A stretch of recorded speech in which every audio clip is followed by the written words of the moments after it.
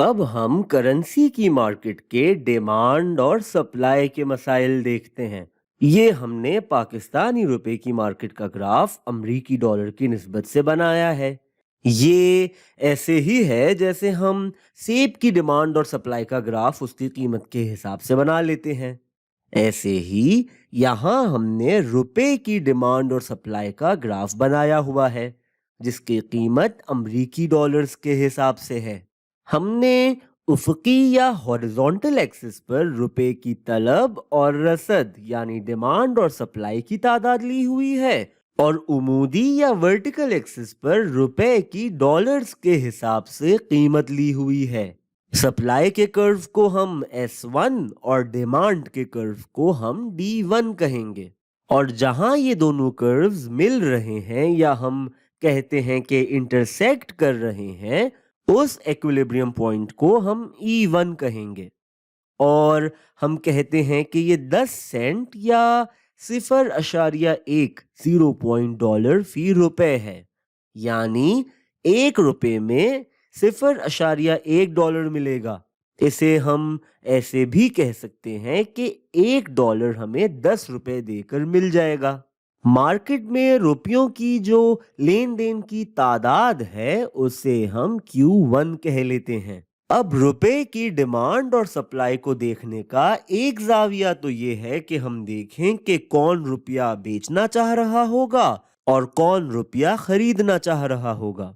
जिनके पास रुपए रखे हैं या आमतौर पर जो रोजमर्रा की जिंदगी में रुपया इस्तेमाल करते हैं, वही लोग रुपए के सप्लायर्स होंगे।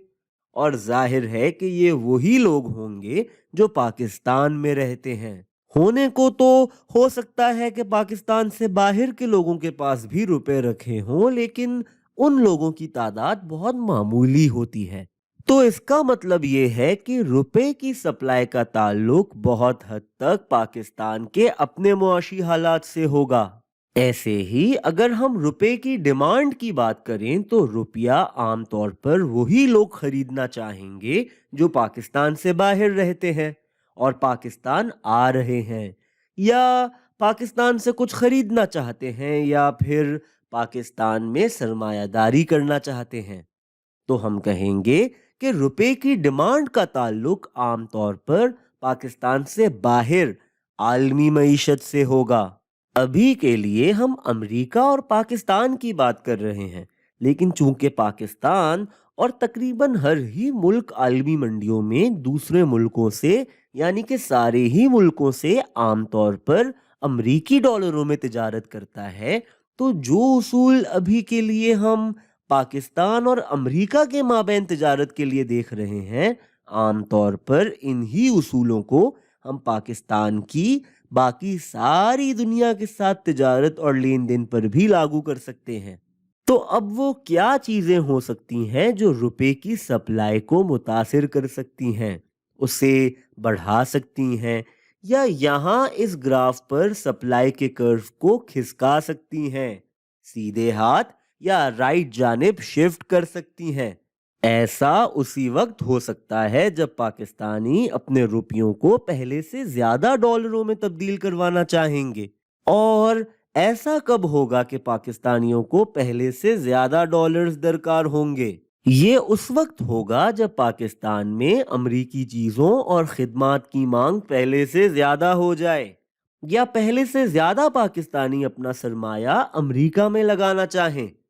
तो अगर अमरीकी चीजें और खिदमात पाकिस्तान में सस्ती हो जाए, या अमरीका में सरमायादारी का माहौल बेहतर हो जाए, या फिर पाकिस्तान में अमरीका की निस्बत सरमायादारी का माहौल पहले से अबतर हो जाए, तो इन सारे हालात में हम कहेंगे कि करेंसी की मार्केट में रुपए की सप्लाई बढ़ जाएगी और सप्लाई का कर्व राइट पर शिफ्ट होकर ऐसा कुछ हो जाएगा।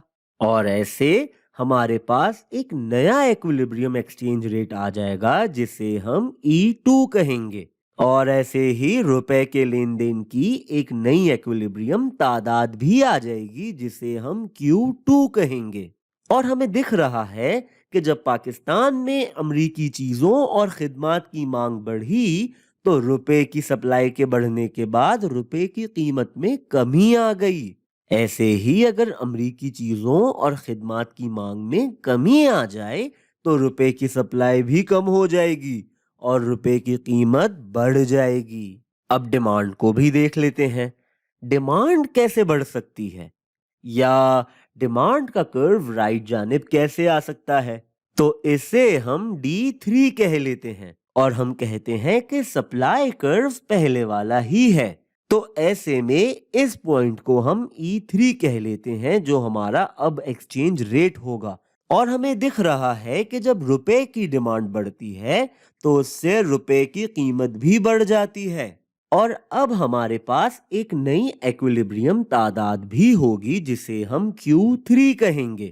اب یہ روپے کی ڈیمانڈ میں اضافہ عام طور پر اس وقت ہوگا جب امریکہ میں پاکستانی چیزوں اور خدمات کی طلب بڑھ جائے، یا پھر امریکہ میں سرمایہ داری کا ماحول پاکستان کی نسبت ابتر ہو جائے، یا پاکستان میں امریکہ کی نسبت سرمایہ داری کا ماحول بہتر ہو جائے۔